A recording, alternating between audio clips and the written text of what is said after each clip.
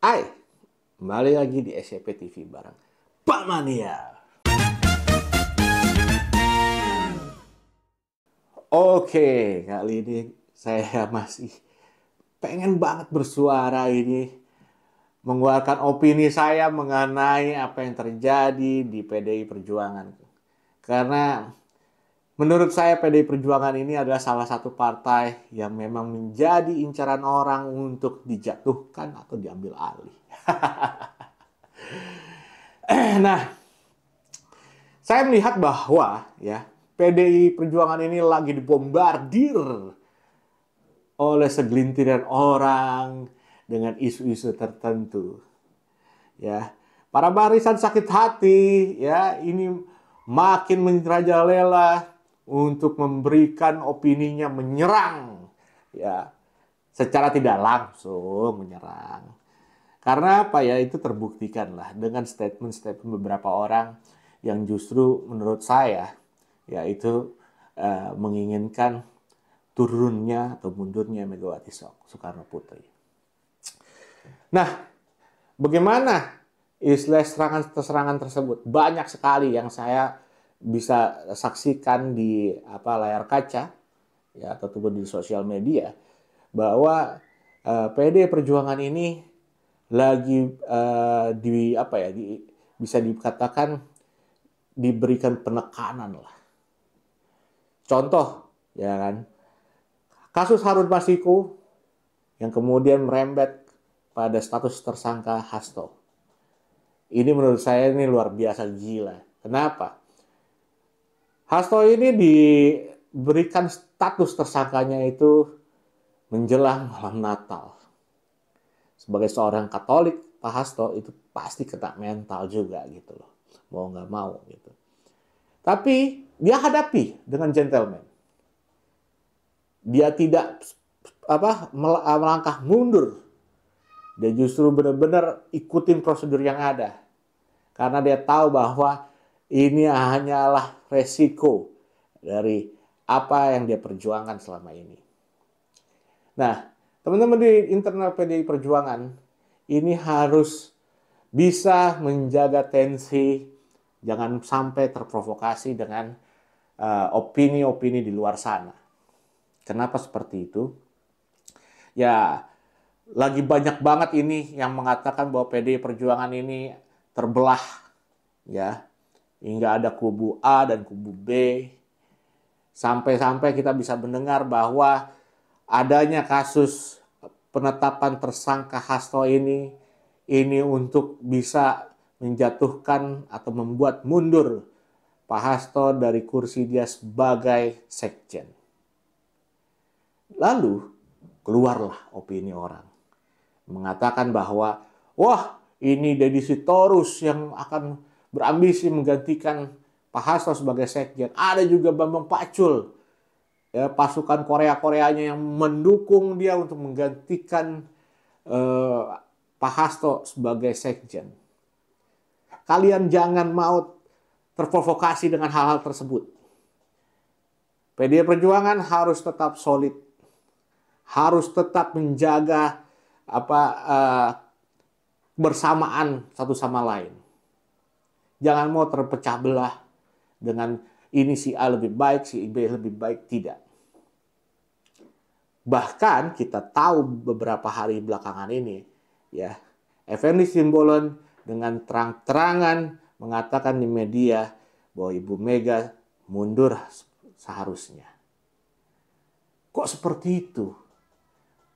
Ya, serangan ini semakin masif, semakin terlihat ketika PDI Perjuangan akan mengadakan kongres. Gitu. Ini sudah bisa dipastikan bahwa apa yang dikatakan Bu Mega bahwa PDI Perjuangan ini sedang di-out-out. Ini terbuktikan pada akhirnya. Nah, saya di sini mau mengencourage teman-teman dari PDI Perjuangan agar tetap bisa menjaga kebersamaan dan kesolidan, jangan sampai terpecah belah. Tidak ada itu istilahnya Deddy Sitorus yang berambisi untuk mengambil posisi sekjen Hasto, ataupun Bambang Pacul. Tidak. Jangan mau terpecah belah seperti itu. Di luar sana itu baik-baik aja jadinya. Mereka justru mungkin lagi cengar-cengir ngelihat kericuhan di internal PDI Perjuangan. Kenapa seperti itu?